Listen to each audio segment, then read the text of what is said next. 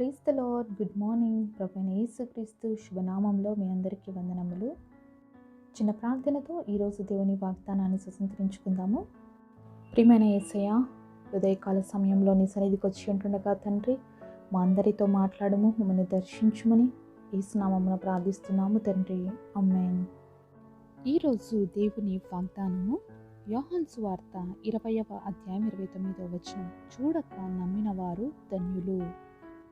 John chapter 20 verse 29. Blessed are they that have not seen and yet have believed. ఈ వాక్యం వింటున్నటువంటి మీలో ఎంతమంది యేసుని చూశారండి? మనం ఎవరు చూడలేదు కదా.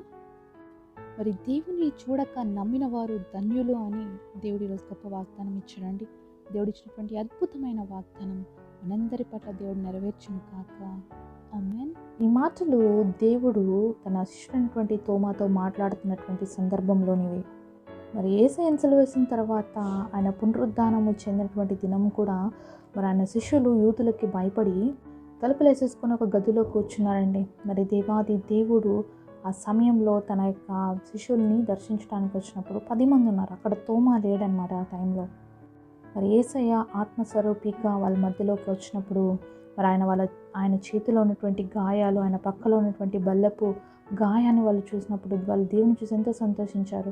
ఆ సమయంలో తోమా లేకపోవడం ద్వారా వాళ్ళు తోమా వచ్చిన తర్వాత చెప్తారు, దేవుడు మమ్మల్ని దర్శించాడంటే అప్పుడు తోమా ఒక మాట అంటాడు, నేను ఆయన గాయాల్లో నా వేలు పెడితే కానీ నేను ఆయనను నమ్మను అని చెప్తాడనమాట. సరే, యోహాను సువార్త 20వ అధ్యాయం 26వ వచనం చూద్దాము. 8 దినములైన తర్వాత ఆయన శిష్యులు మరలా లోపల ఉన్నప్పుడు తోమా వారితో కూడా ఉండెను. తలుపులు మూయబడి ఉండగా యేసు వచ్చి మధ్యను నిలిచెను. మీకు సమాధానం కలుగును కాక అనెను. తర్వాత తోమాను చూచి, నీ వ్రేలు ఇటు చాచి నా చేతులు చూడుము, నీ చేయి చాచి నా ప్రక్కలో ఉంచి అవిశ్వాసివి కాక విశ్వాసివై ఉండమనెను. మరి తోమా అన్న మాట దేవుడు విన్నాడు కాబట్టి 8 రోజులైన తర్వాత మరి వాళ్ళు తలుపులు వేసుకొని అదే గదిలో ఉన్నప్పుడు మరి తోమా ఉన్నాడు కాబట్టి ఆ సమయంలో దేవుడు వాళ్ళ మధ్యలోకి వచ్చాడు. తోమాతో అంటున్నాడు, తోమా వచ్చి చూడు, నా గాయాలలో వేలు పెట్టి చూడు, అవిశ్వాసివి కాక విశ్వాసిగా ఉండు అని చెప్పి దేవుడు తోమాతో మాట్లాడుతూ ఉన్నాడు. మరి ఈరోజు ఈ వాక్యం వింటున్నటువంటి మనలో కూడా చాలామంది ఇలాంటి పరిస్థితిలోనే ఉన్నామండి. తోమా కూడా యేసయ్యతో పాటు 3.5 సంవత్సరం ఉన్నాడు. ఆయనతో పాటు ఎన్నో ప్రదేశాల్లోకి తిరిగాడు, అనేక మందికి సువార్తలు ప్రకటించారు, దేవుడు చేసినటువంటి అనేకమైన అద్భుతాలు చూశాడు. అయినప్పటికీ కూడా దేవుడు చెందినటువంటి పునరుద్ధాన్ని నమ్మలేనటువంటి స్థితిలో ఉండిపోయాడు తోమా. ఈరోజు మన జీవితాల్లో కూడా దేవుడు మన జీవితాల్లో అనేకమైన అద్భుతాలు, ఆశ్చర్యకార్యాలు ఎన్నో చేశాడండి, మనం చూస్తూనే ఉన్నాం. కానీ ఎప్పుడైతే మన జీవితంలో కఠినమైన పరిస్థితులు వస్తే మనం కూడా తోమాలాగా దేవుణ్ణి సందేహిస్తూ ఉంటాం చాలాసార్లు. మరి దేవుడు తోమా తనని సందేహిస్తున్నాడని చెప్పి బాధపడలేదు. అలాగే మరి ఆయన ఇంత నాతో ఉండి కూడా మరి తోమా ఈరోజు నన్ను ఇంకా శంకిస్తున్నాడా అని చెప్పి తోమాను విడిచిపెట్టిన లేదండి. దేవుడు ఆ ఒక్క తోమా కోసము మళ్ళీ వాళ్ళ మధ్యలోకి వచ్చినట్లుగా మనం చూస్తున్నాం. 8 డేస్ తర్వాత ఏ మాట అయితే తోమా నోటి నుంచి వచ్చిందో అదే దేవుడు చెప్తున్నాడు, నువ్వు వచ్చి నా గాయాల్లో చేయి పెట్టి చూడు, నేనే ఆయనను అని నువ్వు గ్రహించు, అవిశ్వాసివి కాక విశ్వాసిగా ఉండు అని చెప్తున్నాడు. ఈరోజు మన జీవితాల్లో కూడా ఒకవేళ అలాంటి అవిశ్వాసం ఉన్నట్లయితే మరి దేవుడు ఈ అద్భుతం నా జీవితంలో చేస్తేనే నేను దేవుడు నమ్ముతాను, లేకపోతే నేను నమ్మను అనేటువంటి పరిస్థితి, అలాంటి మాటలు మన జీవితంలో కూడా వస్తున్నట్లయితే అనేకమైన అద్భుతాలు దేవుడు మన జీవితాల్లో చేశాడు, అనేకమైన ఆశ్చర్యకార్యాలు మన జీవితాల్లో చేశాడు. అవన్నీ మర్చిపోయి మనం తోమాలాగా మాట్లాడితే అందుకే దేవుడు ఈ మాట అన్నాడు, చూడక నమ్మిన వారు ధన్యులు, చూసి నమ్మిన వారి కంటే అని చెప్పి ఆ రోజు దేవుడు తోమాతో అన్నాడు. చాలాసార్లు మన ప్రార్థనలు ఏ విధంగా ఉంటాయి, ప్రభా నువ్వు ఇది చేస్తేనే నిజమైన దేవుడని నమ్ముతాను, లేకపోతే నమ్మను, ఇది నువ్వు చేయాల్సిందే అని చాలాసార్లు మనం కూడా పట్టుపట్టి ప్రార్థనలు చేస్తూ ఉంటాం. అది కాదండి నిజమైన విశ్వాసం, అది కాదండి నిజమైన దేవుడి పైన మనకున్నటువంటి నమ్మకం. దేవుడిని మనము చూడక నమ్మాలి. ఆయన చేసే కార్యాలన్నీ కూడా ఎంతో గొప్పవి. విశ్వాసం అనేది నిరీక్షించబడు వాటి యొక్క నిజస్వరూపముగా ఉంది.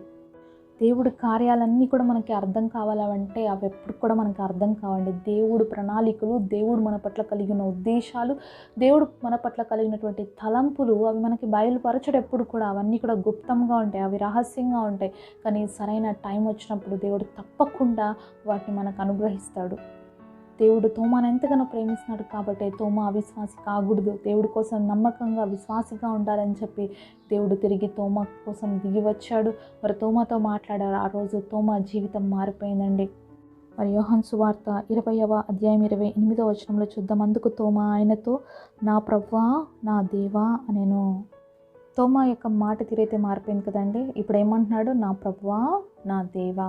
ప్రభువును తన దేవుడిగా అంగీకరించాడు. ఇంతవరకు డౌట్ అయినాడు, అందరు చెప్తున్నా నమ్మట్లేదు తన ప్రభు పునరుద్ధానుడై ఉన్నాడని. కానీ ఎప్పుడైతే తన కళ్ళతో తన దేవుణ్ణి చూశాడో, మరి ఆయన మాటలు విన్నాడో, మరి ఆయన చేతుల్లో ఆయన గాయాల్లో వేలు పెట్టాడో లేదో మనకు తెలియదు, కానీ దేవుడు అన్న ఆ మాటలతోనే వెంటనే తన హృదయంలో గొప్ప మార్పు కలిగింది. యేసయ్యని చూసినప్పుడు ఆ యొక్క హృదయము, కఠినమైన హృదయం అనేది బద్దలైపోయింది. అవిశ్వాసమైన హృదయము ఆయన విడిచి వెళ్ళిపోయింది. భారతదేశానికి వచ్చి మొట్టమొదటిగా భారతీయులకు సువార్త ప్రకటించినటువంటి దేవుని శిష్యుడండి తోమా.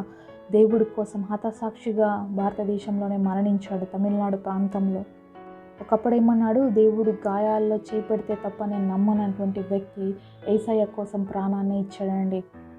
మరి దేవుని శిష్యులందరూ కూడా మరి హతసాక్షులుగా మిగిలిపోయారండి.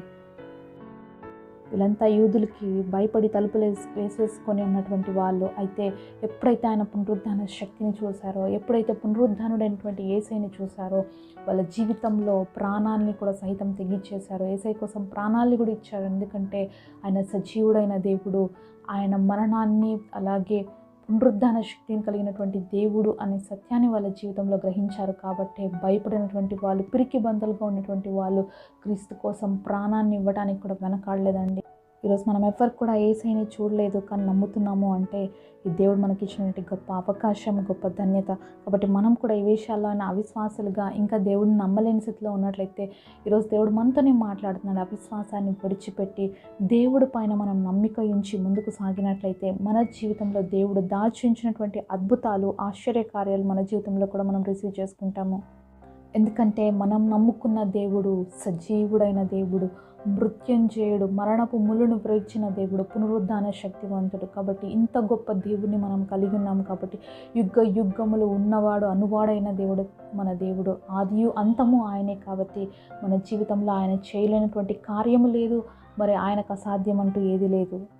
నమ్ముతావా దేవుడి కార్యాలు? నమ్మినట్లయితే నాతో పాటు కలిసి ప్రార్థన ఎక్కివిస్తారా? పరిశుద్ధుడైన ప్రభువా, నీ బంగారు పాదములకు వందనాలు చెల్లిస్తున్నాము. ఈరోజు మాతో మాట్లాడిన ప్రతి మాట కొరకే వందనాలు తండ్రి.